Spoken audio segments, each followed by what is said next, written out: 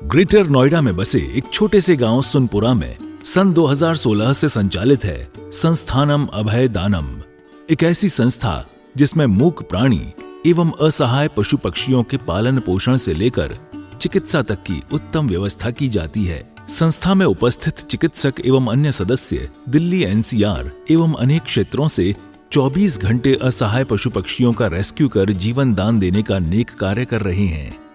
संस्था में ज्ञान दानम गुरुकुल भी चलाया जा रहा है, जहां छोटे बच्चों को लौकिक शिक्षा के साथ जैन धर्म एवं जीवन उपयोगी संस्कार भी दिए जा रहे हैं। शिक्षा ही नहीं बल्कि बच्चों के रहने एवं खाने की भी निःशुल्क व्यवस्था की जाती है। इनके साथ ही संस्थान में औषधानम आयुर्वेदिक एवं प्राकृतिक चिकित्सा केंद्र में चिकित्सकों के परामर्श से लोगों का उपचार निःशुल्क किया जाता है। संस्था में हथकरघा एवं हस्तशिल्प प्रशिक्षण केंद्र भी संचालित है, जिसमें युवाओं को विभिन्न कलाओं का निःशुल्क प्रशिक्षण प्रदान किया जा रहा है। सन 2017 में इस परिसर में श्री दिगंबर जैन मंदिर की स्थापना भी की गई, जहां अरिहंतगिरी तमिलनाडु से लाई गई मूलनायक भगवान शांतिनाथ की मनोहारी प्रतिमा लगभग 500 वर्ष प्राचीन है। प्रतिमा इतनी निराली है कि हर कोई इन पर मोहित हो जाता है। मंदिर जी में प्रतिदिन प्रभु का अभिषेक, शांति धारा एवं पूजन होता है।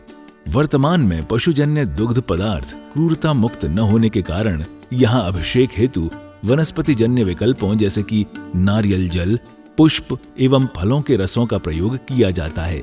क्षेत्र पर हस्तलिखित पांडुलिपि संग्रहालय, जैन वीगन ऑर्गेनिक भोजनालय, गुरुकुल निर्माण का कार्य निरंतर चल रहा है। यदि आप भी ऐसे मनमोहक स्थान संस्थानम अभयदानम के किसी भी कार्य एवं क्षेत्र में सहयोग देना चाहते हैं तो संपर्क करें 9868356946 9329322040। आचार्य श्री उमा स्वामी विरचित तत्वार्थ सूत्र पाठशाला। मंगल आशीर्वाद परम पूज्य आचार्य श्री 108 श्रुत सागर जी महाराज, परम पूज्य आचार्य श्री 108 प्रमुख सागर जी महाराज। प्रेरणा स्रोत परम पूज्य मुनि श्री 108 प्रणम्य सागर जी महाराज एवं परम पूज्य पाठशाला प्रणेता मुनि श्री 108 हनुमान सागर जी महाराज। नमन करता स्वर्गीय श्री उमाशंकर जैन गाजियाबाद वाले।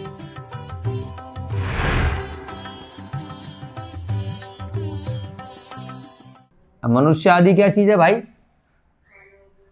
उसके बाद तो इन्होंने कुछ ऐसा लिखा नहीं। मनुष्य आदि का क्या मतलब है? क्या क्या रह गए अब भाई? एक जगह के चिपके हुए कीड़े हो गए, रेंगने वाले हो गए, उड़ने वाले हो गए, तो आदि में क्या आ गया? और जितने भी बच गए, पशु बच गए, पक्षी बच गए, देवता बच गए, नारकी बच गए, ये सब किस में आ गए? मनुष्य आदि में। यानी कि जो अन्य त्रियंच रह गए, पशु पक्षी जितने भी।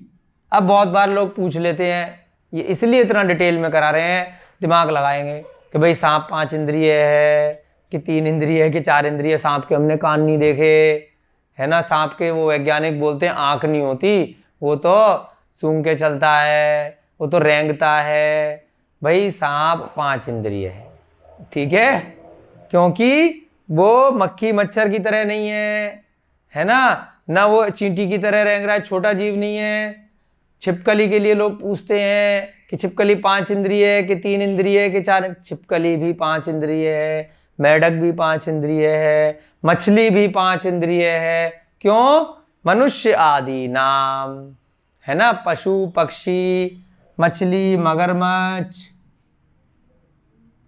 मछली, सर्प यानी कि सांप, है ना। और इसके अलावा जितने भी और त्रियंच रह गए और सभी क्या हो गए? देवता और नारकी आदि। किसमें आ गए में? मनुष्य आदि नाम। क्या लिखा है यहां से? आदि नाम, मनुष्य आदि नाम, आदि नाम। संधि विच्छेद करके कैसे बनाया? मां के नीचे हलंक, यानी कि आदि नाम के सभी में क्या बन गया? आदि नाम यानी आदि। आदि नाम के, यानी कि हर एक में आदि लगाना है। इससे मिलते जुलते जो आदि हैं, इससे मिलते जुलते जो आदि हैं, इससे भ्रमर से मिलते जुलते आदि हैं, मनुष्य से मिलते जुलते, यानी कि जो बाकी बच गए वो आदि नाम के क्या होते हैं। यहां से हम क्या लिया, एक, फिर दोबारा से एक, वृद्धानी, एक एक की वृद्धि होती है, एक एक वृद्धानी। ये बड़ा दा है, यानी कि क्या अर्थ निकला, क्रम से एक एक इंद्रिय की वृद्धि होती है, क्रम से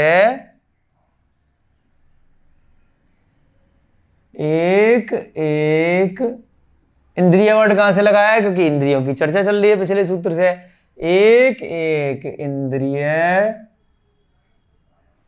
बढ़ती जाती है या वृद्धि होती है, वृद्धानी माने बढ़ना। अब इस सूत्र को एक साथ पढ़ेंगे, यानी क्या बना, क्रमी आदि के, क्योंकि पिछले सूत्र में एक इंद्रिय की चर्चा कर दी, अब क्रम से बढ़ रही है, अर्थात क्या अर्थ बना, क्रमी आदि के दो इंद्रिय, क्रमी आदि कितनी इंद्रिय, द्वि इंद्रिय, यानी दो इंद्रिय, द्विंद्रिय एक साथ ऐसे लिख देते हैं, अगर दो इंद्रिय लिख सकते हो, नहीं तो द्वि इंद्रिय ऐसे भी लिख देते हैं। फिर उसके बाद क्या हुआ, या इसको आप लिख लीजिए दो इंद्रिय, सीधे सीधे समझने के लिए, क्रमी आदि के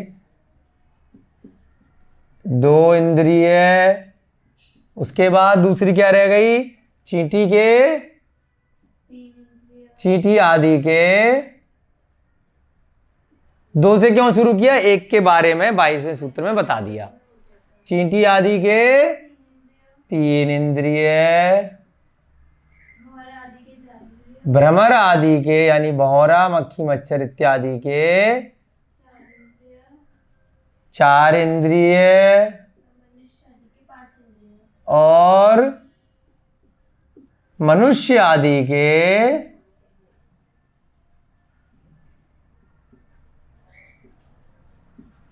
पांच इंद्रियां होती हैं, मनुष्य आदि के पांच इंद्रियां होती हैं।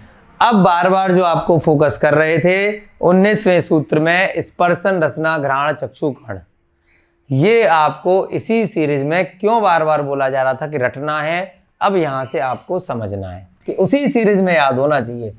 कभी भी बचपन से हम आगे पीछे कर लेते हैं और बड़े होकर भी जब इंद्रियों की चर्चा होती है आगे पीछे कर लेते हैं, जो जब याद आ गई, लेकिन सीरीज में क्यों लिखा गया, देखिए कितना तरीके से आचार्य महाराज ने सूत्र बनाए हैं। क्रमी यानी कि लटके, पहले हम सीरीज लिखेंगे यहां पर, किस सीरीज में हमने 19वें सूत्र में पढ़ा था, चलिए लिखते हैं। लटके सबसे पहले क्या है, स्पर्श रसना घ्राण चक्षु कर्ण में एक इंद्रिय के, एक इंद्रिय के स्पर्शन यानी स्पर्श इंद्रिय, लट के ये कितनी हो गई, दो इंद्रिय हो गई, तो स्पर्शन और रसना उसी सीरीज में इंद्रियां होंगी। उसके बाद तीसरा है, तीसरा लट के बाद चींटी, चींटी के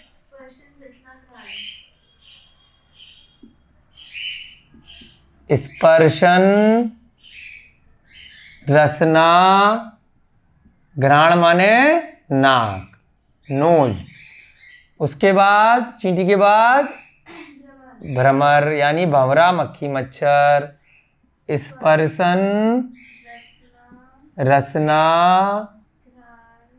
घ्राण और चक्षु यानी कि नेत्र आंखें, उसके बाद मनुष्य आदि, मनुष्य आदि के स्पर्शन रसना घ्राण, चक्षु, कर्ण। अब सर्प को क्यों पंचेंद्रिय में लिया? आपने ताली बजाई तो उसने कान से सुनी, इसका मतलब सर्प ने कुछ रिएक्शन दिया। कान किसी और में आ रहा है क्या? जैसे ही कान आ गया किसी भी जीव के, यानी सुनने की शक्ति आ गई, तो मान लीजिए वो पंचेंद्रिय है। सबसे बढ़िया पहचान, जैसे ही किसी जीव के आंख दिखाई दे गई, ठीक है, तो या तो वो पंचेंद्रिय में आंख है या चतुरिंद्रिय में है। अब इसमें उड़ने वाले जीव क्यों लिए? क्योंकि बिना आंख के उड़ नहीं सकते। सबसे मेन चीज कि अगर मच्छर के आंख नहीं होगी, कोई क्या मच्छर अंदाजे से उड़ता है, तो भाई बार बार टकराएगा, कभी कहीं टकराएगा, कभी कहीं टकराएगा, तो बिना आंख के उड़ा नहीं जा सकता। बिना आंख के रेंगा जा सकता है, तो इसलिए चींटी के आंख नहीं है। रेंग रेंग कर वो एहसास कर लेती है कि कहाँ जाना है। रेंग कर और सूंघ कर, रसना इंद्रिय से उसको पता चल जाएगा। सूंघना भी नहीं है उसको, हाँ, सूंघ कर घ्राण इंद्रिय से और रसना इंद्रिय से वो रेंग रेंग कर जा सकती है चींटी बिना आंख के कहीं पर भी, है ना। ऐसे ही जो लट इत्यादि हैं उनके न घ्राण, नाक है ही नहीं, वो जहाँ जाके चिपक गए वहीं बैठे रहते हैं अपनी पूरी जिंदगी। जिस भी डाल के कोने पे लग गए, जिस भी पेड़ में लग गए, कहीं पर भी लग गए, वो चल फिर नहीं रहे। बहुत ज़्यादा चल सकते हैं लेकिन बहुत थोड़ा सा, क्योंकि उनके बस रसना इंद्रिय है और स्पर्शन इंद्रिय है, और बाकी के जितने भी हैं उनके मात्र स्पर्शन इंद्रिय है। एक अपनी त्वचा है, स्किन। इसको ऐसे नहीं लिख सकते कि चींटी 3 इंद्रिय है तो स्पर्शन ले लेते हैं, रसना ले लेते हैं और चक्षु ले लें। 3 इंद्रिय में स्पर्शन ले ली, घ्राण ले ली और कर्ण ले लें। नहीं, ऐसे सीरीज नहीं चल सकती। नियम है कि इसी सीरीज में इंद्रियां बढ़ेंगी, यानी कि 1 इंद्रिय के मात्र स्पर्शन होगी, 2 इंद्रिय है तो स्पर्शन के साथ घ्राण नहीं आ जाएगी। रसना हटा दो, घ्राण ले लो। नहीं, अगर लट है तो उसके जीभ है, तभी वो खा रहा है टेस्ट ले लेके। कि किसी को करेले का जीभ बनना है तो किसी को, है ना, किसी मीठे पदार्थ का जीभ बनना है, किसी को नीम का जीभ बनना है, किसी को किसी गंदगी का जीभ बनना है। तो वो सब क्या होते हैं? रसना इंद्रिय की वजह से उस प्रकार के जीव बन जाते हैं उस पदार्थ के अंदर। ठीक है, तो इसको भी आप जरूर चार्ट बना लें, जिससे कि आपको हमेशा याद रह जाए कि मनुष्य आदि के 5 इंद्रियां होती हैं। मक्खी मच्छर इत्यादि के स्पर्शन भी होगी, उनको रस भी आएगा और सूंघ भी सकते हैं कि किसको जाके कहाँ पर बैठना है, और उड़ भी सकते हैं। तो उड़ना अलग से, पंख कोई इंद्रिय नहीं है जो उड़ते हैं जिससे, जैसे हमने बताया ना कि मुंह इंद्रिय नहीं है, ऐसी पंख उड़ना इंद्रिय नहीं है। वो उनमें एक विशेष कला है ना। लेकिन इंद्रिय क्या है? चक्षु। चक्षु की सहायता से, नेत्र की सहायता से उन्हें मक्खी मच्छर को पता होता है कि मुझे यहाँ बैठना है, मेरा वहाँ बैठना है। जैसे मधुमक्खी का उदाहरण दिया, तो वो भी 4 इंद्रिय में ही होती है। वो कहाँ जाके उसका छत्ता है, अब उसका शहद कहाँ पर है, तो और कहाँ से उसे फूलों से रस लेके आना है, वो भ्रमर इत्यादि में ही आते हैं। बहुत आराम से कराया है। ये चीज़ें आपने बचपन से सुनी होंगी, लेकिन डिटेल में आज हमने करी, जिससे कि हमें अब थोड़ा भेद पता चल जाए कि कैसे कैसे इंद्रियों के हिसाब से एक एक जीव आगे आगे बढ़ते जाते हैं और उनकी तरक्की होती जाती है। पंडित दौलत राम जी ने जो पहली 6 डाला लिखी है, 6 डाला में से उसमें कितने कितने कष्ट बताए हैं कि 1 इंद्रिय से 5 इंद्रिय तक पहुंचने में हम सभी जीवों को कितने अनादिकाल का समय लग गया।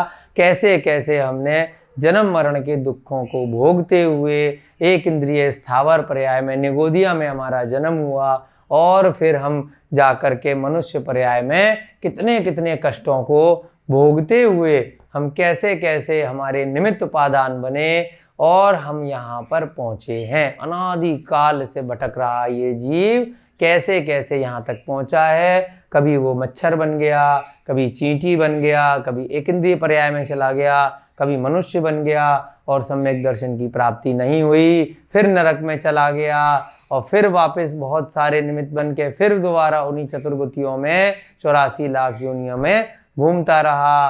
बहुत कुछ पुण्य कभी कर पाया तो देव पर्याय में चला गया, वहां पर भी जाकर के उसने शोक मना लिया। जब मृत्यु निकट आई, आयु पूरी होने लगी, तो फिर से वापस वो वनस्पति का एक जीव में जाके उत्पन्न हो गया और फिर ये चक्र चलता रहा। तो ये सारी बातें हमें जब पता होता है कि इंद्रियां कैसी होती हैं, कैसी उनकी गतियां होती हैं, तो हमें भेद विज्ञान होने में बहुत ही आसानी रहती है। उसके बाद 24वां सूत्र लेते हैं। आगे आपकी समझ में बढ़िया से है किस प्रकार से इंद्रियां एक एक करके आगे बढ़ रही हैं। 24वां सूत्र बहुत आसान सूत्र है। संगिनः समनस्का। संगि, इसको जिय भी बोलते हैं, संजिनः या संगिनः, ज्ञान वाला या ज्ञान वाला, यहाँ पे लगाएंगे संगिनः समनस्का। हमने 11वें नंबर का सूत्र देखा था। 24वें सूत्र से पहले आप जल्दी से 11वां सूत्र निकालिए। 2 दिन पहले की कक्षा में कराया था आपको।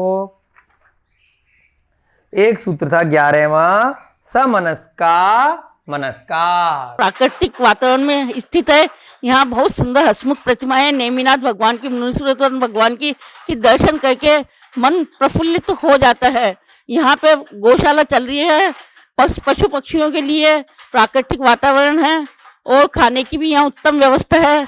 बहुत ही अच्छा लगा, बार बार आने का मन कर रहा है। तीर्थंकर लेनी आना चाहिए। सभी जैन बंधु यहाँ पधारे और दर्शन करके अपने आप को कृतार्थ माने, धन्य माने। नदी के अंदर से ये प्रतिमा निकली है, ये पूरा मंदिर नदी में से निकला है। आप सभी को यहाँ के दर्शन करने चाहिए और जरूर से आना चाहिए। यहाँ पे गौशाला और हथकरघा का काम भी चलता है और बहुत ही अतिशयकारी प्रतिमा है, बहुत ही सुंदर, जिसको देखते ही मन ऐसा करता है कि बार बार यहाँ मंदिर आए और बार बार दर्शन करें। प्रतिमा इतनी अतिशयकारी है कि दोबारा वापस मंदिर फिर दर्शन करने आए हम लोग। आचार्य श्री उमा स्वामी विरचित तत्वार्थ सूत्र पाठशाला। मंगल आशीर्वाद परम पूज्य आचार्य श्री 108 श्रुत सागर जी महाराज, परम पूज्य आचार्य श्री 108 प्रमुख सागर जी महाराज। प्रेरणा स्रोत परम पूज्य मुनि श्री 108 प्रणम्य सागर जी महाराज एवं परम पूज्य पाठशाला प्रणीता मुनि श्री 108 अनुमान सागर जी महाराज। नमन करता स्वर्गीय श्री उमाशंकर जैन गाजियाबाद वाले। प्रायोजक ज्ञान दानम गुरुकुल।